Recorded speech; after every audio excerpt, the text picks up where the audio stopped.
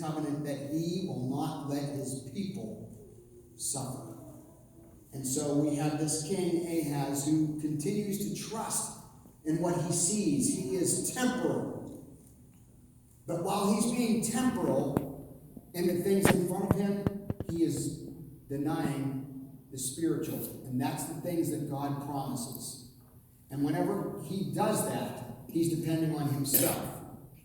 As he depends, Ahaz, on himself, he puts his eyes on this king that we talked about last week a little bit, which is named Tiglath-Pileser. In Scripture he's called Pul, who was vicious.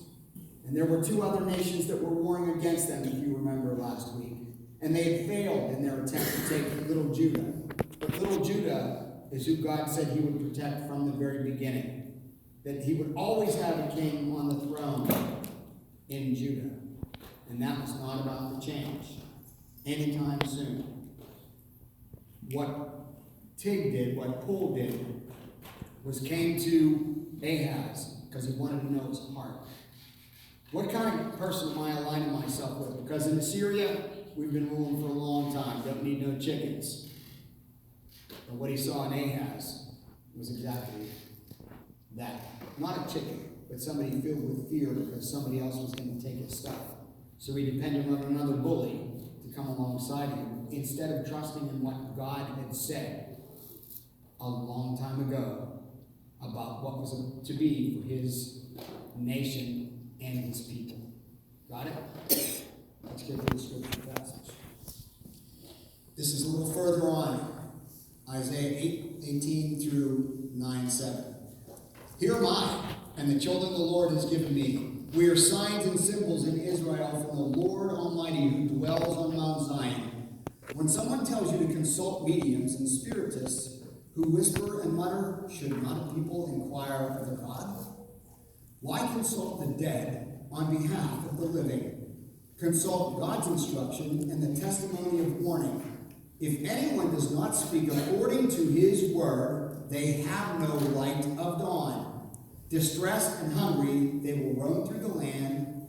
When they are famished, they will become enraged, and looking upward, will curse God, their King, and their God. Then they will look toward the earth and see only distress and darkness and fearful gloom, and they will be thrust into utter darkness. Nevertheless, there will be no more gloom for those who were in distress. In the past, he humbled the land of Zebulun and the land of Naphtali. But in the future, he will honor Galilee of the nations by the way of the sea beyond the Jordan. Then they will look toward the people walking in darkness have seen a great light. On those living in the land of deep darkness, a light has dawned. You have enlarged the nation and increased their joy. They rejoice before you as people rejoice at the harvest, as warriors rejoice when dividing the plunder.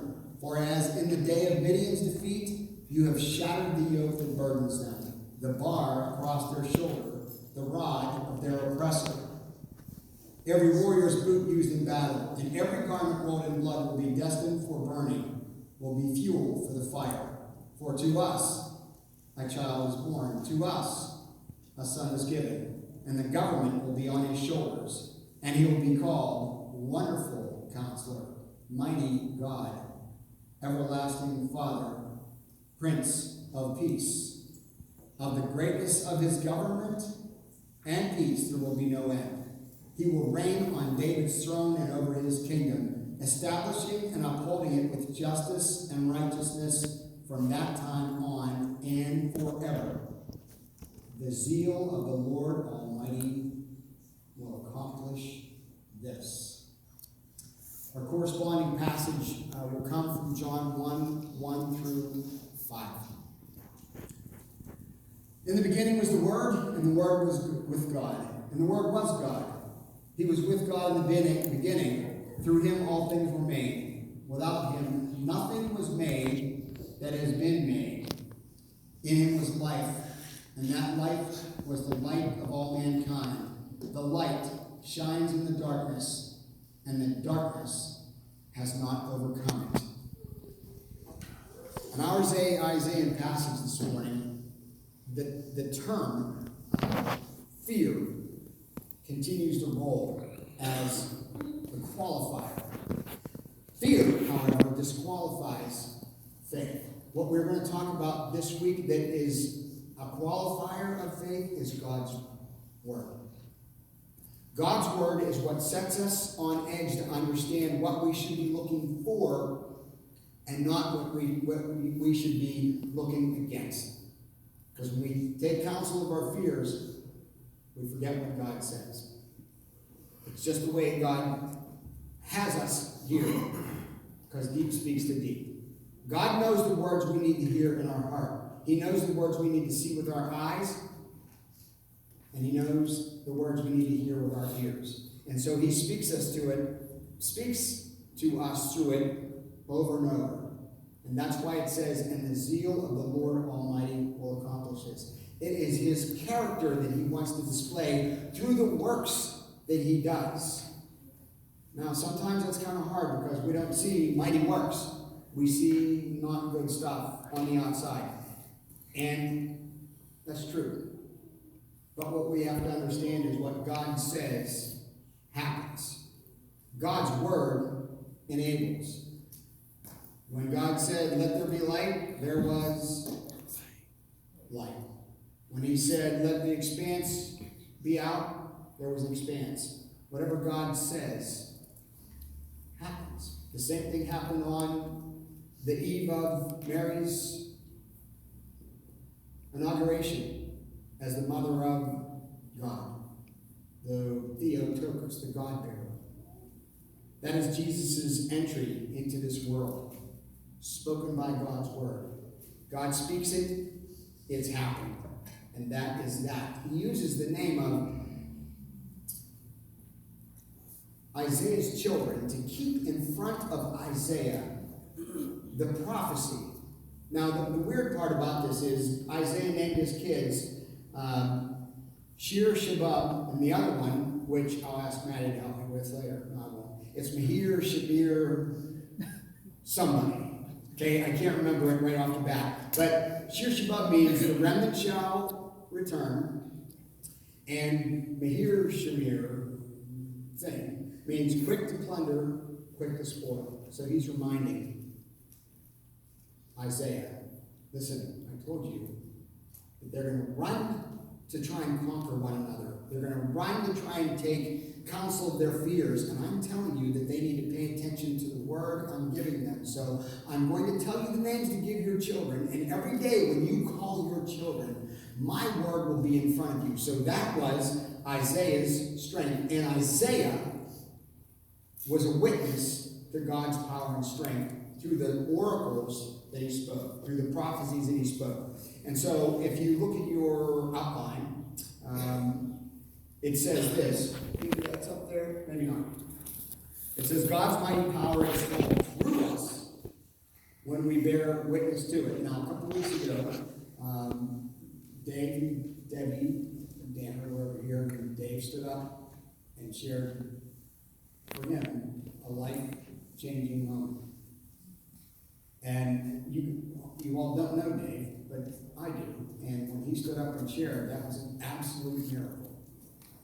It was an absolute miracle. As a matter of fact, he even said to you, listen, it was on me all last week. My heart was pounding. And I knew I had to share something. That's God's power. That's God's power. That's the Holy Spirit coming into us that he shares. And that is exactly what happens whenever we bear witness. We forget about the fear that we have of standing up and saying something about what God did, because his power is greater than our fear. Because we have a mighty God, we serve a mighty God. And that's exactly where Isaiah and Ahaz are in this relationship. Isaiah is trying to tell Ahaz, don't be afraid. You have to trust God. Well, here's the news. In 722, Israel was sacked. They were taken over. Ahaz is a witness to this. He doesn't pay attention. He continues to try and align himself with the man of darkness, who is the man named Pul. And all Pul wanted to know is who he had as an ally, so that he could either get closer or stay further away from him. And that's exactly what he did. He stayed further away. And in the end, there was Judah taken in 605 by the Babylonians, who then crushed the empire of Assyria. So you might be the bad man on the block, but you're not going to be the bad man on the block forever. Ahaz banked on darkness, and what you heard said was, when you bank on darkness, you get darkness. As a matter of fact, you don't not only get darkness, but you get despair, and you start to hunger for something you don't have, because everybody needs light. Everybody needs hope. And I'm going to pick on our location, not in Butler, but in the Northeast. Whenever it gets long and the winter goes dark, we start getting itchy, don't we? Somebody needs a little sunshine. Light's important. Light is what God gives to break darkness. As a matter of fact, Psalm 139 says this, even in the darkness, it will not be dark to you. The night will shine like the day, for darkness as is light to you. And what that says is God knows our darkness. But we wouldn't know light unless God shows his face. Even in the darkness, he is light, because in the darkness, we start to grope and seek, because we need hope. Each and every one of us need hope. And so the promise is this: if you take counsel of your fears, you'll get more fear. If you take counsel of the words that everybody says around you, that's not my word. What I want you to pay attention to is my word, because things are still going to happen, but you'll have trust and faith in me, and that's exactly where we have to be. Our power comes through God's word. Our trust in God's word becomes our power. Nothing we can say will bring us power, but God's word, repeated, brings us power. God's witness, our witnesses to God's power in us, brings power. It's where we find ourselves. Whenever I say God's mighty power is displayed for us in our weakness, that's exactly where we take it. I don't know if you know any families that are, well, you probably do. You know families that are devout. You know families that walk by the word of the Lord and the word of the Lord only. And bad things happen to them too. Bad things happen to them too. And so sometimes we forget about how mighty God is. Matter of fact, sometimes we shake our fists and say, God, where were you? You ever experienced that? Wondering where in the world God is. It's not an easy place to be. It's uncomfortable, as a matter of fact. But I'm pretty sure everybody has suffered in this sanctuary one way, shape, or form. And at the same time, God is saying to each and every one of us, listen, I love you. It's okay. Because the zeal of the Lord will accomplish what his word set out to say. The zeal of the Lord will accomplish what his word set out to say. And the word comes because he loves us. Because we are his workmanship. We are the crowning touch of his glory. Because we are made in his image. The creation isn't perfect. The Creator is perfect. So we're all subject to sin. Right? Sin's the word that nobody really wants to say, but the truth is we trust ourselves better than we trust God, because we're temporal people. We can see what's around us, so we can grab onto that. But God's saying, just please, don't walk into that darkness. In darkness, there's chaos. You can't see where you're going. But by light, I will bring it order.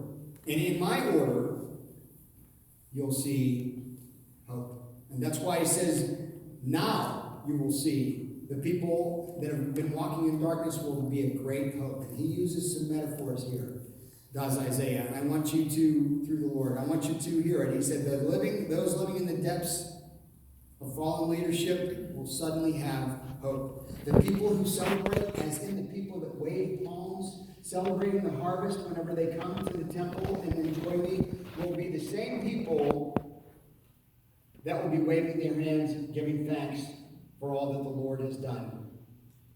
They will have that kind of adoration. The warriors who rejoice, this is the metaphor, the warriors who rejoice in sharing plunder whenever they get through a tough battle and they're sacking the place and they take all their jewelry and their stuff, is the same way we rejoice when we find the treasures of the Lord whenever light and hope comes to each and every one of us. Everyone. The boots used in battle, there's a trudging order.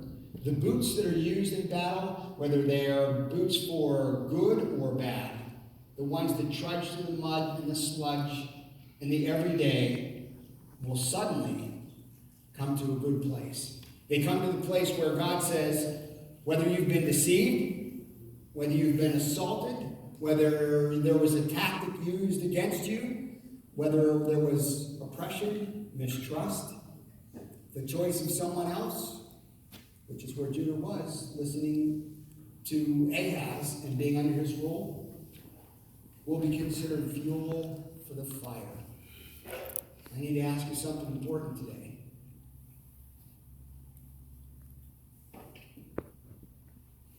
What one thing can you give to the Lord as fuel for that fire?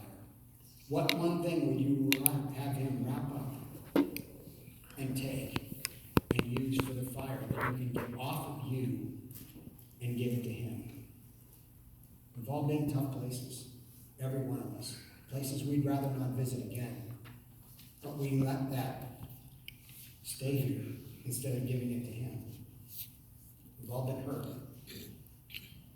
We've all been let down. We've all experienced sorrow and pain. And we can't keep taking counsel of the fear that that puts in us to say, what if that happens to me again? Because when that happens, we have this chain around our ankle, and we drag that with us. That's not what God wants. What God wants us is to be open. I know we're afraid of being hurt. I know we're afraid of disappointment. But the witness is, regardless of what has happened, God is God. And the zeal of the Lord will accomplish what he has set out to say and do. The covenant came from way back. The very promise of the good news came in the Garden of Eden. There will be a seed. And that seed will crush your head as he talks to the serpent, and you will strike his heel. That's the beginning of the good news. God never lets him off the hook from there on. That seed is Jesus Christ. That Christ is the one that we hear when we say, whenever he says, to us a child is born, to us a son is given, to us is the world at large. It's another baby born. How many babies are born a second? Can you imagine? Can you even think about that? Does somebody know that? I don't know what it is either, but I didn't look. But that's what the world sees, another baby. But to us that are believers in God and his covenant, of his faithfulness, of his love, that son delivers God's people. That is the love that God promises deliverance through.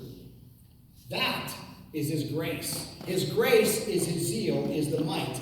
Medium power is power that strikes out when it's angry, that doesn't think past its situation. But supreme power, supreme might, is the one that holds on to the promise.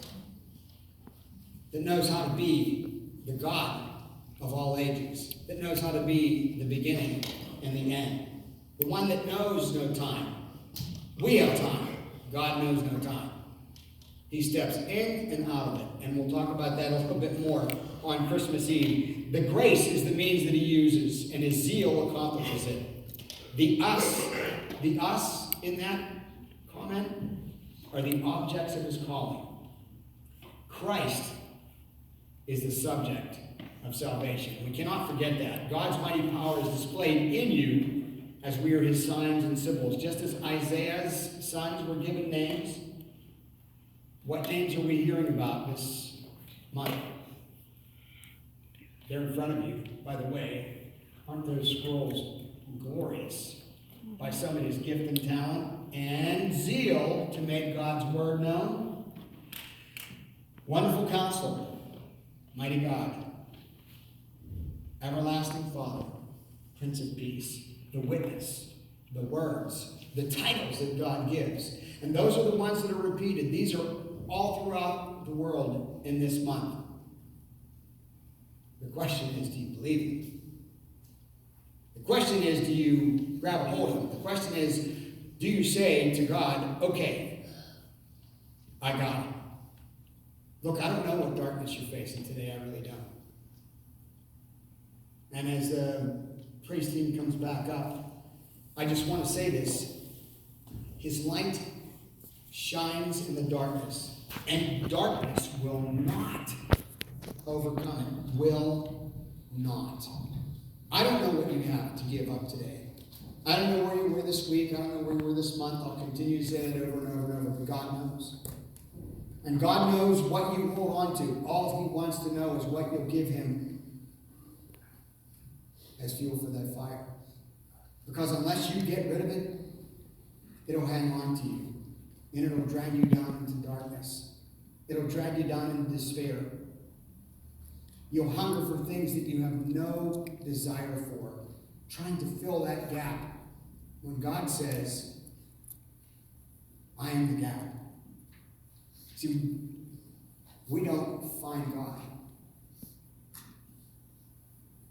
We're lost. God speaks, we hear. God acts, we react. Where there's nothing that we do that God hasn't already seen happen. And if we're not careful, if we continue to take counsel of our fears, we will be caught in a place that we will regret every day of our lives until we realize God is God and we're not. Let's pray real quick. Lord God, thank you for your word. We ask that we have the courage to open our blinds and let your sun shine in. We ask for the courage to put some things down and lift you up. We don't want to forfeit, Lord God, the blessing that you've spoken on us, the name that you have put in us, the DNA that you have put in us, all to point to you so that our light would shine, so that you would get the glory.